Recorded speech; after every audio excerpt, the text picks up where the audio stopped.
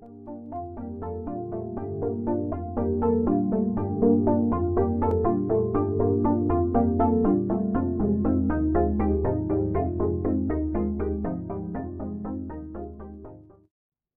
I think of health insurance in the Middle East and emerging markets in general, that's where I spend all my work, I'm often struck by the challenge of the general managers, people on the front lines like yourselves, trying to not only grow their business, but actually to grow a whole sector. The ethical responsibilities are great and can be damaged in short order. These are only a few of the questions that you all are used to being asked on a constant basis. But the most important question here is, can we, as an industry, continue to build upon the foundation of trust? Already, some countries are having difficulty with this issue, specifically in the area of healthcare fraud. In March of this year, we commented in our publication on two growing issues in the Middle East. One is the growth of unlicensed health insurance companies, and two, hospitals submitting dubious charges to insurance companies. Now, these charges are not unique to the Middle East or to the MENA region, but without swift regulatory action, the health insurance sector can be severely damaged in the eyes of the consumer, and here's how.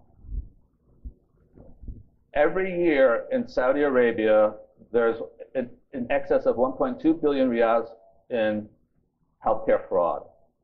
That equals about 320 million US dollars just in Saudi. This is a serious issue, and it's starting to cause problems. It's starting to cause people to ask, who is stealing from whom? Should I be stealing? And when I look at $320 million, I think about what should the industry be doing. Yesterday I met an American. I don't know him, I just met him here, and he has a company that does medical review. There's not much medical review being done in Saudi Arabia if they can afford $320 million in healthcare fraud in a very new market. The challenge here, and for all new markets, is this. The insurance sector, that is, all of us here today, in collaboration with competitors and regulators, must quickly move to thwart these actions. If we wait too long, the health insurance sector will be viewed by the population as outside its moral tenets, and trust will be lost.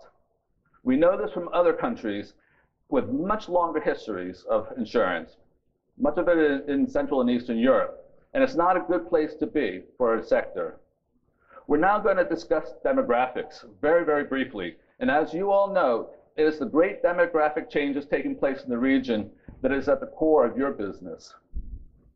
Growth is explosive, as you know. The world's population is supposed to increase by 50% by the year 2050. But what's more important for you here today and moving forward is the growth of the middle class. Now, this presentation is not going to spend a lot of time on data and issue points.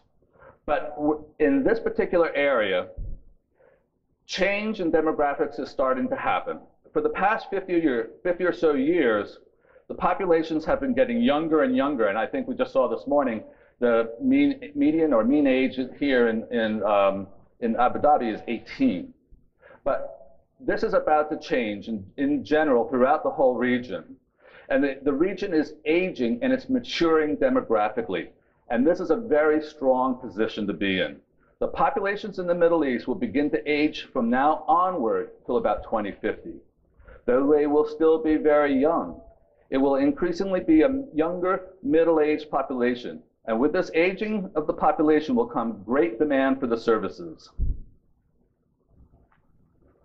The growing healthcare worker shortage is a challenge, enormous challenge all over the world, and it's only going to become more so. And just earlier this month, Saudi Arabia announced that under their Saudization program, they were going to be terminating all nurses with 10 years of experience and expel them from the country. The idea is to bring in more Saudi nurses into the market. That's going to be a tremendous, tremendous challenge, and it is going to impact the health sector dramatically.